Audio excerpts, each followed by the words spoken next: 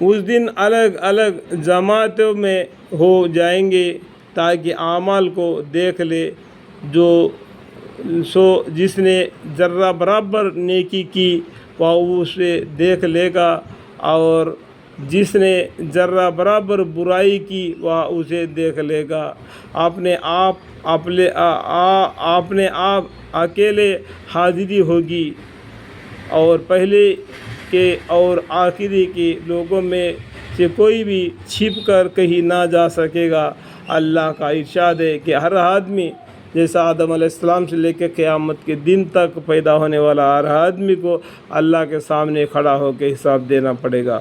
اور بھی قرآن کریم میں اللہ تعالیٰ فرماتے ہیں اس کے پاس ان کی گنتی ہے. اللہ کو معلوم ہے کتنے روح زمین میں آئے، اور سب کو جمع کرے گا اللہ تعالیٰ، اور گن رکھی ہے ان کی گنتی. اور قیامت کے دن ان میں سے ہر ایک اس کے سامنے تہا آئے گا. انسانوں نے جو کام دنیا میں کیے تھے ان کا وہ اکثر حصہ دنیا میں ہی بھول گئے تھے، پھر آخرت میں تو وہاں یاد رکھیں گے، لیکن اللہ تعالیٰ ان کے تمام اعمال سے اطلاع فرمائیں گے.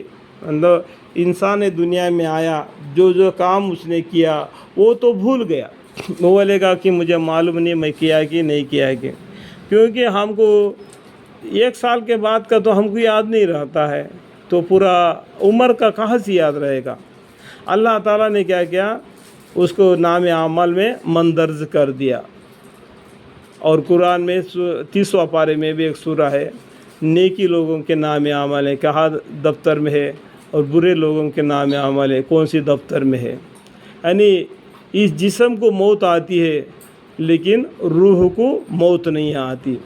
روح کو اس مٹی میں نہیں ڈالا جاتا ہے، روح اپنے اللہ کے دفتر میں پہنچ جاتی ہے. اس مٹی سے بنا ہوا مٹی ہے، یہ مٹی مل جائے گا. قرآن میں سورہ طٰہٰ میں فرمایا منہا خلقناکم وفیہا نعیدکم ومنہا نخرجکم تارۃ اخری. اللہ تعالیٰ نے ریڑھی کی ہڈی میں کیا کیا، ایک رائی کے دانے کے برابر میں ایک ہڈی ہے جس سے گول سا دانے کے رائی کے دانے کے جگہ. یہ جسم کو مٹی کھا سکتی ہے، ہڈیوں کو بھی کھا سکتی ہے برسوں کے بعد بھی، لیکن اس رائی کے جیسا ہڈی کو زمین کھا نہیں سکتی. اللہ تعالیٰ قیامت کے دن اس سے تم کو پیدا فرمائے گا. دیکھو اللہ تعالیٰ نے سب سے پہلا مٹی سے بنایا، اس کے بعد میں نطفہ سے بنایا، اس کے بعد میں رائی کے دانے کے برابر جو ہڈی ہوتے ہیں نا، اس سے کل قیامت کے دن تمہیں زندہ فرمائے گا اور اپنے پاس بلا لے گا. مطلب یہ فرشتہ اعلان کر دے گا تو سبھی آدمی قبروں سے اٹھیں گے، سر کے اوپر سے مٹی جھاڑتے ہوئے.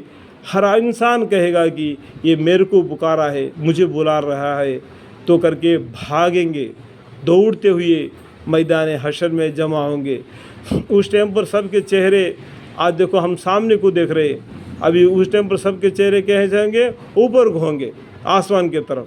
کیوں کہ سبھی آدمی ننگے ہوں گے، ایک دوسرے کو نہیں دیکھیں گے، ایک دوسرے کو دیکھنے کا موقع ہی نہیں رہے گا. سبھی کا چہرہ اوپر کو ہو جائے گا تو ایک دوسرے کو نہیں دیکھے گا. لیکن کام تو کام کریں گے نا.